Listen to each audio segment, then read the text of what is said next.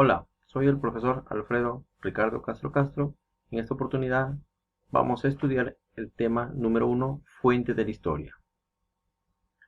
Capacidad. Identifica la importancia de las fuentes de la historia como testimonio de nuestro pasado.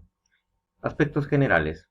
Teorías históricas, fuentes de la historia y su clasificación, tipificación del patrimonio cultural, lugares en peligro y cuidados y beneficios de nuestro patrimonio.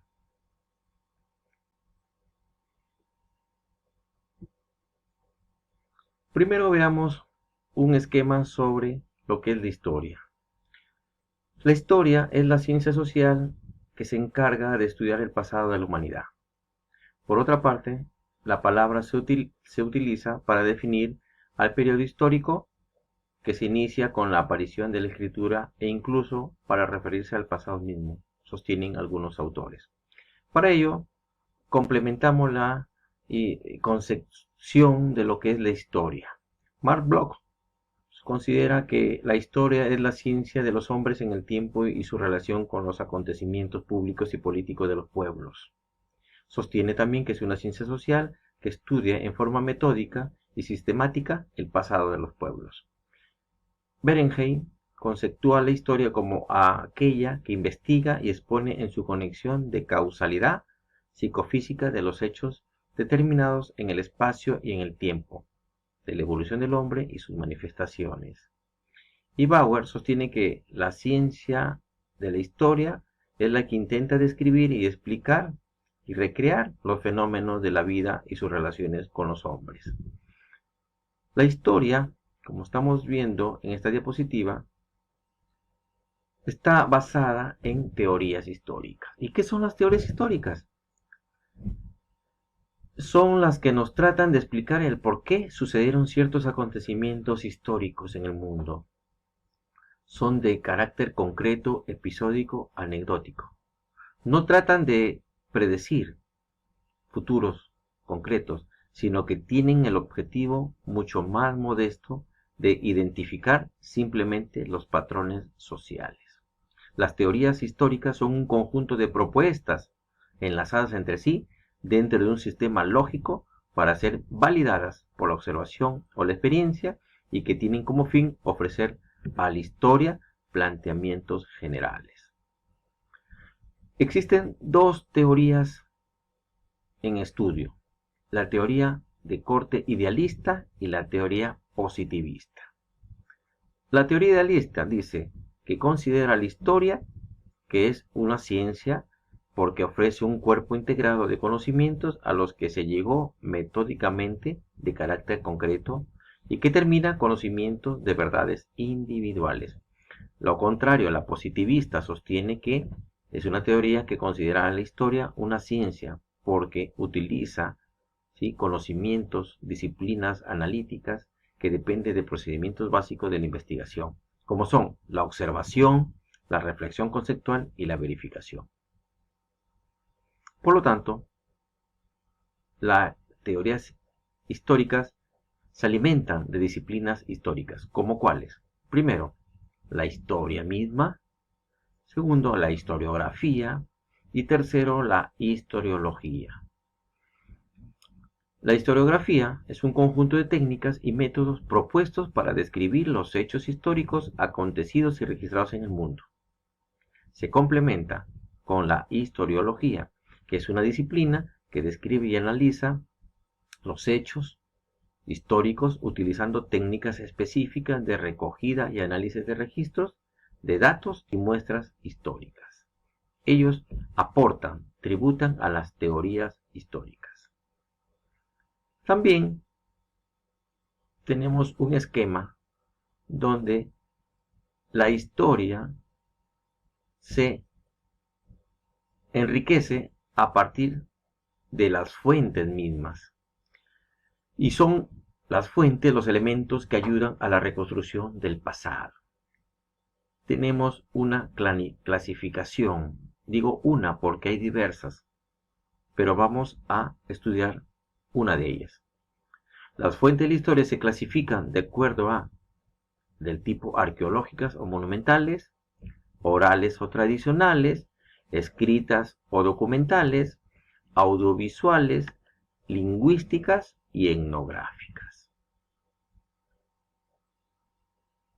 También vamos a ver rápidamente qué es el patrimonio. Sabemos que el patrimonio es un conjunto de bienes heredados de nuestros antecesores. Tenemos un esquema, ¿sí?, en el cual el patrimonio se clasifica según UNESCO y según el INC. Como ustedes ven, la UNESCO lo clasifica en tangibles e intangibles. Los tangibles son los muebles y los inmuebles, y los intangibles son los inmateriales. Pero el INC del Perú lo clasifica como patrimonio nacional. Y esta clasificación, a su vez, ¿no?, se desdobla en dos, en un patrimonio natural y un patrimonio cultural. El patrimonio natural, conformado por paisajes, ¿sí?, patrimonios arqueológicos, ornamentos y monumentos, patrimonio histórico y patrimonio vivo. Pero el patrimonio cultural peruano también se considera patrimonio inmueble, patrimonio mueble, patrimonio inmaterial, patrimonio industrial, patrimonio documental y por último patrimonio subacuático.